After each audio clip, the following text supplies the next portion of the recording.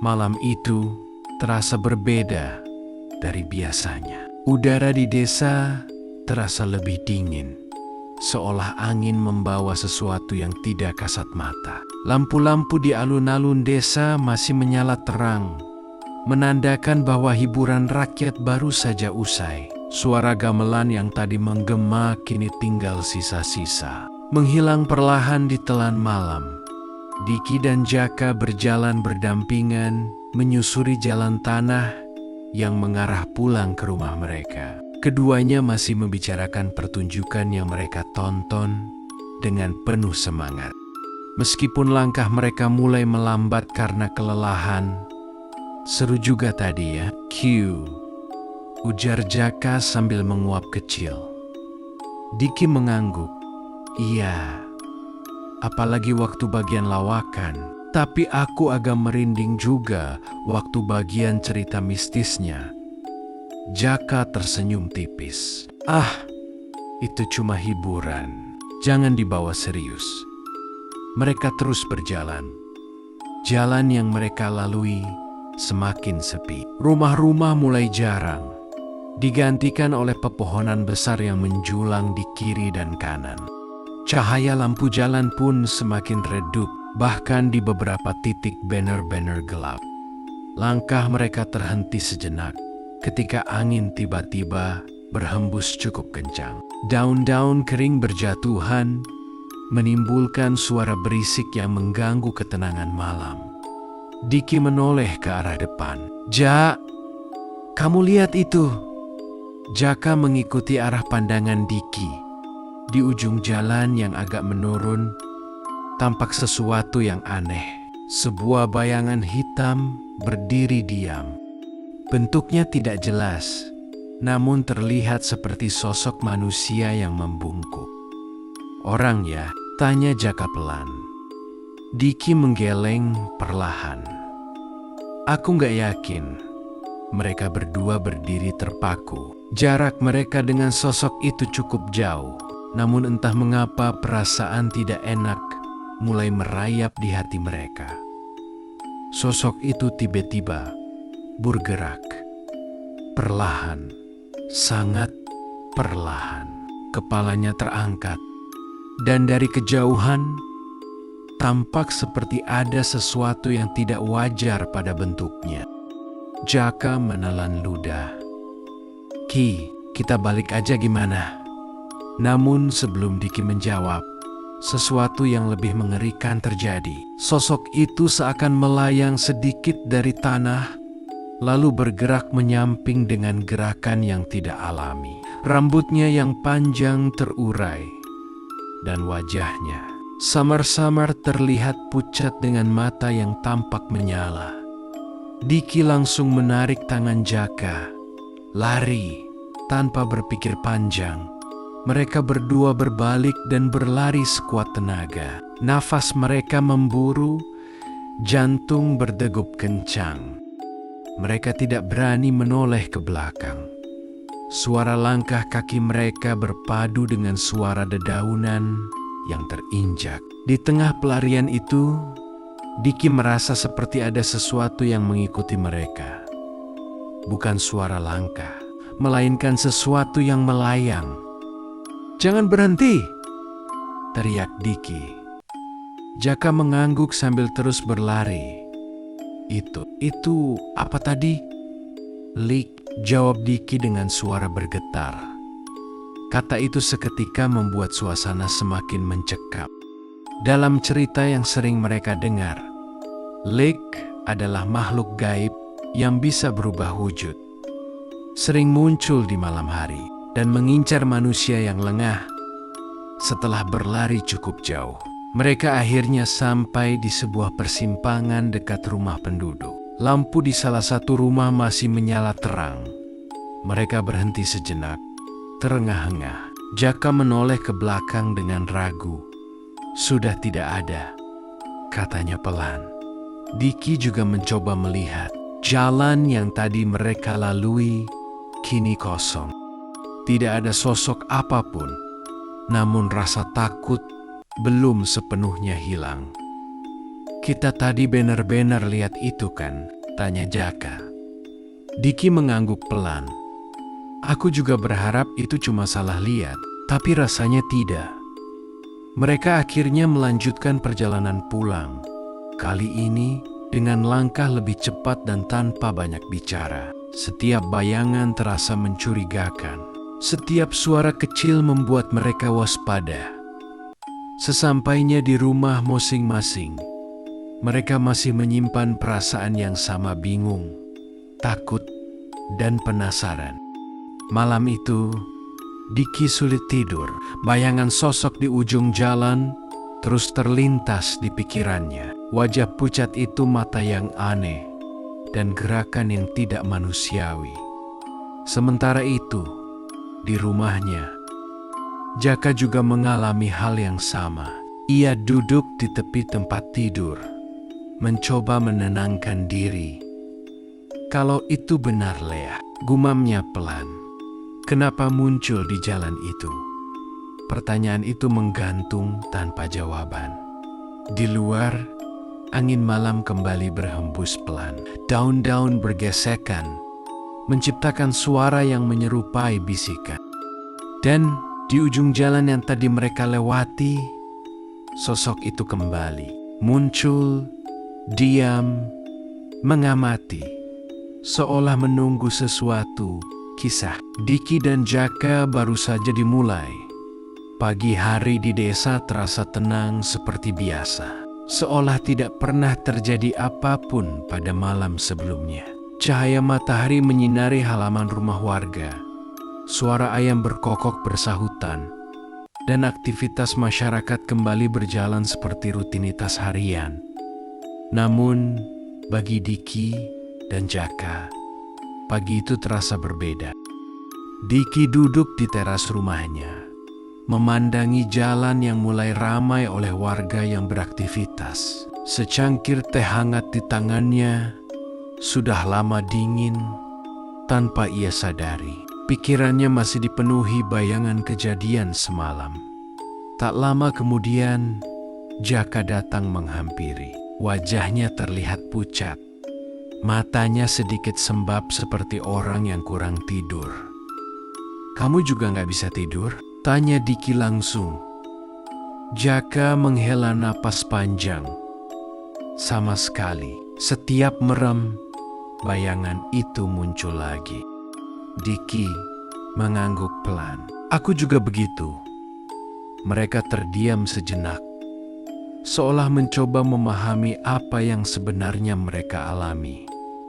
Rasanya sulit untuk menganggap kejadian itu hanya halusinasi. Menurutmu itu benar, Lik? Tanya Jaka hati-hati. Diki berpikir sejenak sebelum menjawab. Aku gak mau langsung percaya, tapi dari yang kita lihat, gerakannya aneh, wajahnya juga bukan seperti manusia biasa. Jaka menatap ke arah jalan. Orang-orang di desa pernah cerita tentang Lik, tapi aku gak pernah benar-benar percaya. Sekarang kita lihat sendiri, balas Diki pelan. Perbincangan mereka terhenti ketika seorang lelaki tua lewat di depan rumah Diki. Ia adalah Pak Wiryo, salah satu tetua desa yang dikenal, sering memberi nasihat, dan mengetahui banyak hal tentang cerita-cerita lama. Diki dan Jaka saling pandang, seolah memiliki ide yang sama. Pak, panggil Diki. Pak Wiryo berhenti dan menoleh. Ada, pergi. Diki ragu sejenak, namun akhirnya memberanikan diri. Pak, kami mau tanya sesuatu tentang Lake. Mendengar kata itu, raut wajah Pak Wiryo berubah. Ia menatap Diki dan Jaka dengan lebih serius. Kalian lihat sesuatu semalam? Tanyanya pelan. Diki mengangguk. Di ujung jalan dekat pohon besar itu, Pak Wiryo menghela napas panjang. Ia lalu duduk di bangku teras tanpa diminta, seolah merasa pembicaraan ini tidak bisa dianggap ringan. Sudah lama tidak ada yang melihat, katanya perlahan. Kalian beruntung masih bisa pulang dengan selamat. Jaka menelan ludah. Jadi itu benar, Pak. Pak Wiryo tidak langsung menjawab. Ia memandang jauh ke arah jalan, seakan mengingat sesuatu. Leak itu bukan sekadar makhluk biasa, ujarnya. Ia bisa berubah wujud, bisa mendekat tanpa suara, dan sering muncul di tempat yang sepi. Biasanya, ia tidak menampakkan diri tanpa alasan. Diki mulai merasa gelisah. Maksudnya, ada sesuatu di jalan itu? Pak Wiryo mengangguk pelan. Dulu, jalan itu pernah menjadi tempat kejadian yang tidak baik. Ada seseorang yang meninggal secara tidak wajar di sana. Sejak saat itu, beberapa warga pernah melihat penampakan aneh, tapi jarang yang berani bercerita. Suasana menjadi hening. Angin pagi yang tadinya terasa sejuk kini justru membuat bulu kuduk merinding. Pak, apakah leak itu berbahaya? Tanya Jaka. Bisa iya, bisa tidak, jawab Pak Wiryo. Kalau kalian tidak mengganggu, biasanya ia hanya mengamati. Tapi kalau merasa terancam atau tertarik, ia bisa mengikuti. Mendengar itu, Diki dan Jaka saling pandang dengan cemas. Mengikuti, ulang Diki. Pak Wiryo menatap mereka satu persatu. Kalian tidak merasa ada sesuatu yang aneh sejak pulang semalam? Pertanyaan itu membuat Diki terdiam. Ia teringat sesuatu. Tadi Pak, katanya pelan. Aku lihat bekas tanah di halaman. Seperti jejak, tapi bukan jejak kaki manusia. Jaka langsung menoleh. Aku juga, di dekat jendela kamarku, ada bekas seperti itu. Pak Wiryo menghela napas berat. Itu tandanya kalian sudah diperhatikan. Suasana langsung berubah tegang. Diki merasakan jantungnya berdegup lebih cepat. Lalu, apa yang harus kami lakukan, Pak? Tanya Jaka dengan suara sedikit gemetar. Pak Wiryo berpikir sejenak. Kalian harus berhati-hati. Jangan keluar malam dulu untuk beberapa waktu. Dan yang paling penting, jangan menunjukkan rasa takut berlebihan. Diki mengerutkan kening. Kenapa begitu? Makhluk seperti itu bisa merasakan ketakutan manusia. Jelas Pak Wiryo. Semakin kalian takut, semakin mudah ia mendekat. Jaka menghela napas panjang, mencoba menenangkan diri. Tapi sulit, Pak. Setelah melihat itu, Pak Wiryo tersenyum tipis. Memang tidak mudah, tapi kalian harus kuat.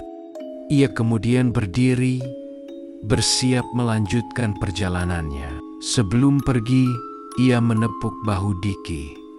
Nanti malam, saya akan datang ke rumahmu. Kita akan lakukan sesuatu untuk berjaga-jaga.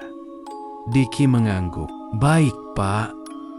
Setelah Pak Wiryo pergi, Diki dan Jaka kembali terdiam.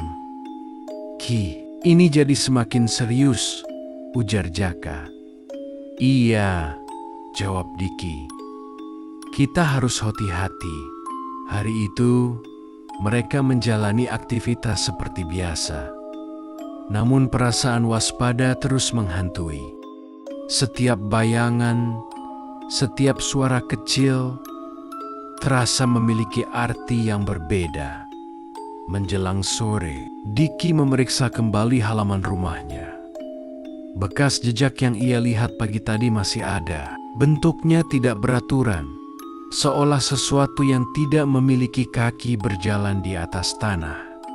Sementara itu, Jaka memilih tetap berada di dalam rumah. Ia menutup jendela lebih awal, sesuatu yang tidak pernah ia lakukan sebelumnya.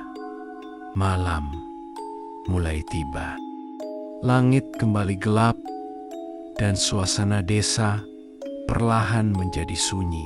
Diki menunggu kedatangan Pak Wiryo dengan perasaan campur aduk antara takut dan berharap. Ketika jam menunjukkan sekitar pukul 8 malam, Pak Wiryo akhirnya datang. Ia membawa sesuatu yang dibungkus kain.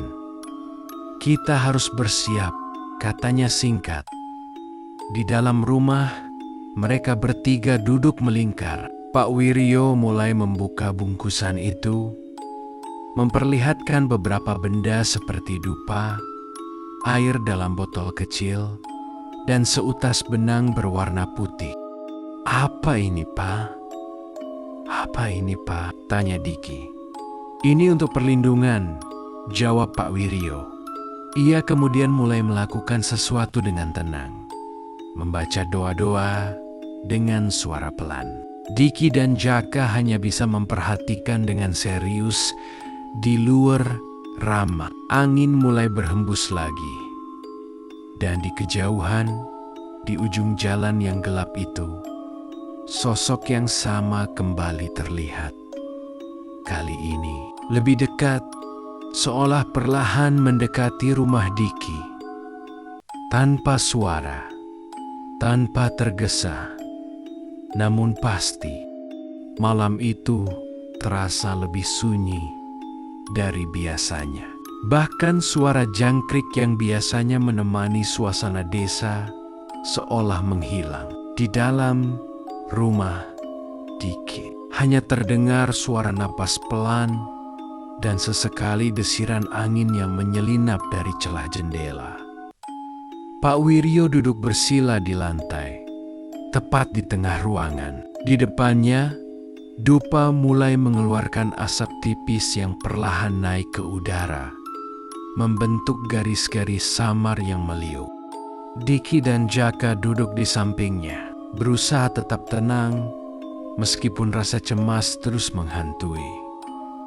"Apapun yang terjadi nanti, kalian jangan panik," ujar Pak Wiryo dengan suara rendah namun tegas. "Tetap di tempat dan jangan melangkah keluar sebelum saya bilang." Diki mengangguk pelan. Jaka menelan ludah, berusaha menguatkan diri. Di luar, angin kembali berembus. Kali ini lebih dingin. Daun-daun di pepohonan bergesekan, menciptakan suara yang terdengar seperti bisikan panjang. Tiba-tiba, tok, tok. Suara itu terdengar dari arah jendela. Jaka refleks menoleh. Matanya membesar. "Ki, kamu dengar itu?" Diki tidak langsung menjawab. Ia menahan napas, mencoba memastikan suara itu benar-benar ada. Tok, tok, tok. Lebih jelas kali ini, seperti ada sesuatu yang mengetuk pelan, namun tidak beraturan. Pak Wiryo tetap tenang. Ia tidak menoleh, seolah sudah mengetahui apa yang sedang terjadi. "Jangan lihat," katanya pelan. Namun rasa penasaran hampir mengalahkan ketakutan. Jaka perlahan menggeser pandangannya ke arah jendela, dan saat itulah ia melihatnya. Di balik kaca jendela yang sedikit berembun, tampak bayangan wajah pucat dengan mata yang tampak kosong namun dalam. Rambut panjang terurai menutupi sebagian wajahnya. Jaka langsung menutup mulutnya sendiri agar tidak berteriak. "Dia di sana," bisiknya dengan suara bergetar. Diki merasakan tubuhnya menjadi kaku. Ia ingin melihat, namun kata-kata Pak Wiryo terngiang di kepalanya. "Jangan lihat." Pak Wiryo kemudian mulai membaca doa dengan suara yang lebih jelas. Tangannya bergerak perlahan, mengambil botol kecil berisi air, lalu memercikannya ke beberapa sudut ruangan. Suara ketukan di jendela berhenti, namun suasana tidak menjadi lebih tenang. Sebaliknya, hawa di dalam rumah terasa semakin berat. Tiba-tiba, pintu depan berderit pelan, meskipun tidak ada yang menyentuhnya.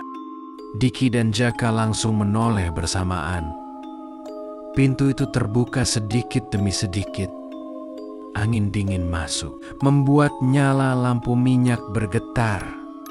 Dan di ambang pintu, sosok itu berdiri. Kali ini terlihat lebih jelas. Tubuhnya kurus, tidak tegak seperti manusia normal. Kepalanya sedikit miring, dengan rambut panjang yang hampir menyentuh tanah. Wajahnya pucat, dengan mata yang tampak lebih gelap dari kegelapan malam. Ia tidak melangkah. Ia melayang perlahan masuk ke dalam rumah. Jaka tidak bisa lagi menahan rasa takutnya. Pak Wiryo mengangkat tangannya, memberi isyarat agar tetap diam. Ia kemudian mengambil benang putih yang tadi dibawanya, lalu mengikatkannya pada pergelangan tangan Diki dan Jaka secara bergantian. "Ini untuk menjaga kalian," katanya pelan. Sosok leak itu semakin mendekat, gerakannya lambat, namun terasa mengancam. Ketika jaraknya hanya beberapa langkah dari mereka, tiba-tiba ia berhenti, seolah terhalang oleh sesuatu yang tidak terlihat. Pak Wiryo terus membaca doa, kali ini dengan suara lebih tegas. Asap dupa semakin tebal, mengisi ruangan dengan aroma khas yang menenangkan sekaligus misterius. Sosok itu mengeluarkan suara pelan, bukan suara manusia. Lebih seperti desisan panjang yang tidak jelas artinya. Diki memejamkan mata, berusaha menguatkan diri. Ia teringat kata-kata Pak Wiryo, jangan menunjukkan rasa takut. Perlahan, ia mencoba mengatur napas. Jaka juga melakukan hal yang sama, meskipun tangannya masih gemetar. Pak Wiryo kemudian berdiri. Dengan langkah tenang, ia mendekati sosok tersebut, namun tetap menjaga jarak. "Pergilah," ucapnya dengan suara dalam. "Tempatmu bukan di sini." Sosok itu tidak bergerak, namun matanya tampak berubah. Seolah ada emosi di dalamnya, bukan kemarahan, melainkan sesuatu yang lebih dalam, kesedihan. Pak Wiryo mengangkat tangannya, lalu memercikan air dari botol kecil ke arah sosok itu. Seketika, sosok tersebut mundur sedikit. Desisan terdengar lagi, kali ini lebih keras. "Engkau terikat oleh masa lalu," lanjut Pak Wiryo.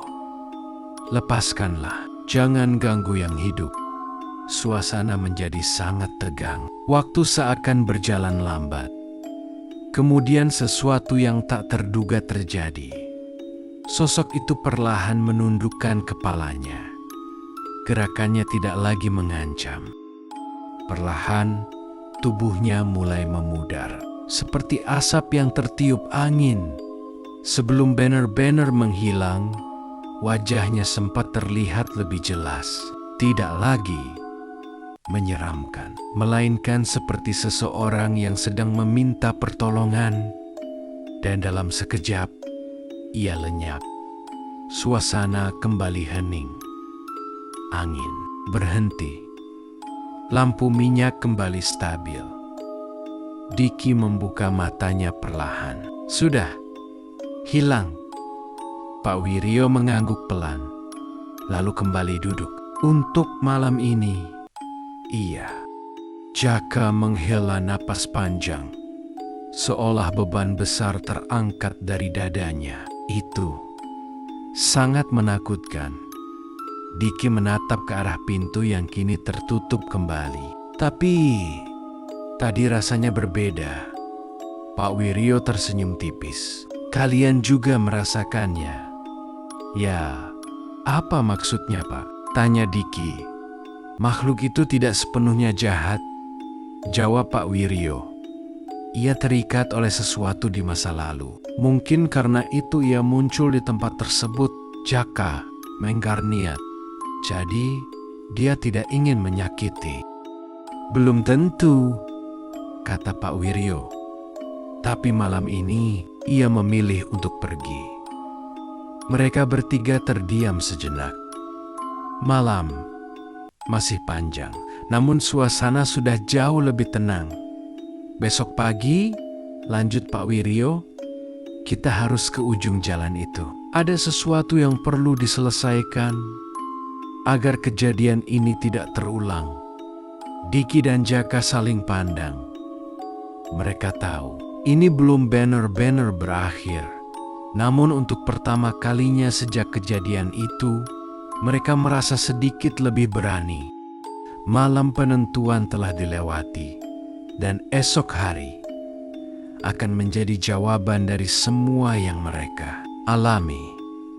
Pagi itu datang dengan suasana yang lebih cerah dari hari sebelumnya. Sinar matahari menembus sela-sela pepohonan, menyinari jalan desa yang semalam terasa begitu mencekam. Udara terasa segar, seolah malam penuh ketegangan telah benar-benar berlalu.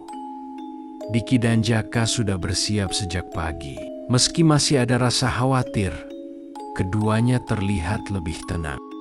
Pengalaman semalam, meskipun menakutkan, justru memberikan sedikit keberanian dalam diri mereka.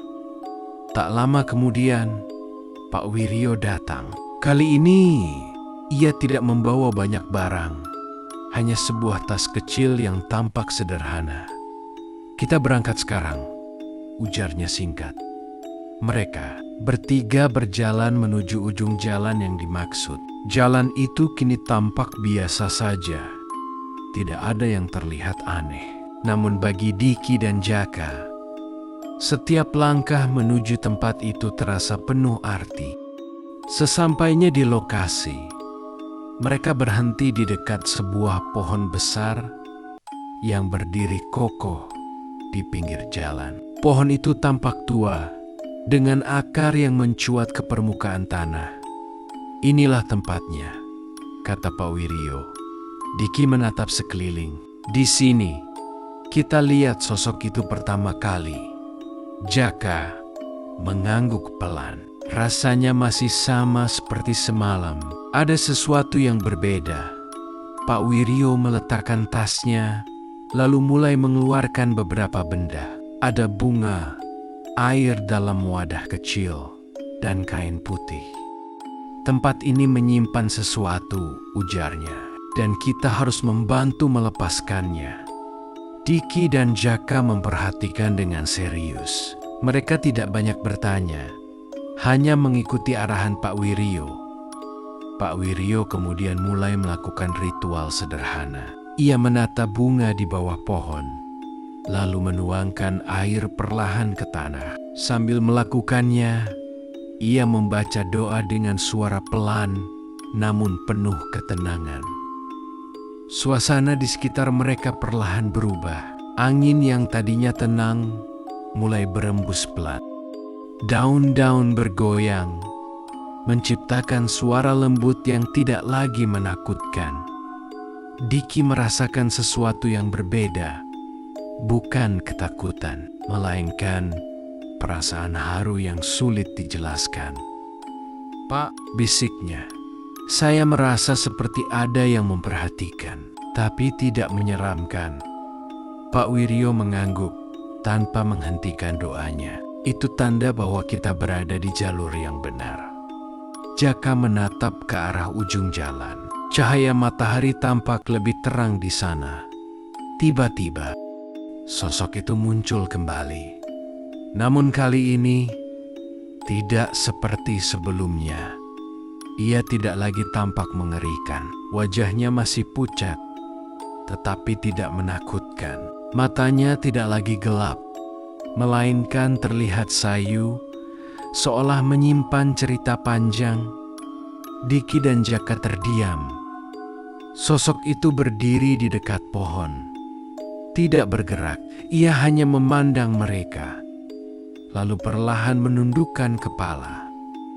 Pak Wiryo berhenti membaca doa sejenak, lalu berkata dengan lembut, "Kami datang untuk membantu. Lepaskanlah bebanmu."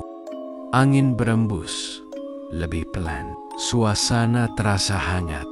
Sosok itu perlahan mendekat, namun tidak sampai terlalu dekat. Ia seperti terhalang oleh sesuatu yang tidak terlihat. Kemudian, sesuatu yang tidak diduga terjadi di dalam benak Diki dan Jaka. Seolah muncul gambaran singkat sebuah kejadian lama. Seseorang yang berjalan di jalan ini lalu mengalami sesuatu yang tragis. Rasa sakit, kesedihan, dan ketidakadilan terasa begitu kuat. Diki tersentak pelan. "Pak, saya seperti melihat sesuatu." "Itu kenangan yang tertinggal," jawab Pak Wiryo. "Ia tidak bisa pergi karena masih terikat oleh kejadian itu." Jaka menggenggam tangannya sendiri. Kasihan. Pak Wiryo kembali melanjutkan doanya, kali ini dengan suara lebih dalam dan penuh makna. "Dengan izin yang maha kuasa, lepaskanlah segala ikatan yang menahanmu. Temukanlah jalanmu menuju ketenangan." Sosok itu perlahan mengangkat kepalanya. Untuk pertama kalinya, wajahnya terlihat jelas bukan lagi sebagai makhluk menyeramkan, melainkan sebagai sosok manusia yang pernah hidup. Ia menatap Diki dan Jaka, seolah mengucapkan terima kasih. Kemudian, tubuhnya mulai berubah menjadi cahaya tipis. Pelan, semakin terang, namun tidak menyilaukan. Angin berhembus lembut, membawa suasana damai yang belum pernah mereka rasakan sebelumnya di tempat itu. Dan dalam beberapa detik, sosok itu menghilang.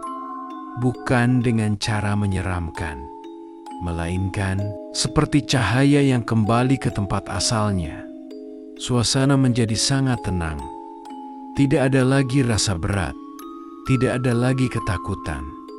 Diki menghela napas panjang. "Sudah selesai." Pak Wiryo tersenyum. Ia sudah menemukan jalannya." Jaka menatap ke sekeliling.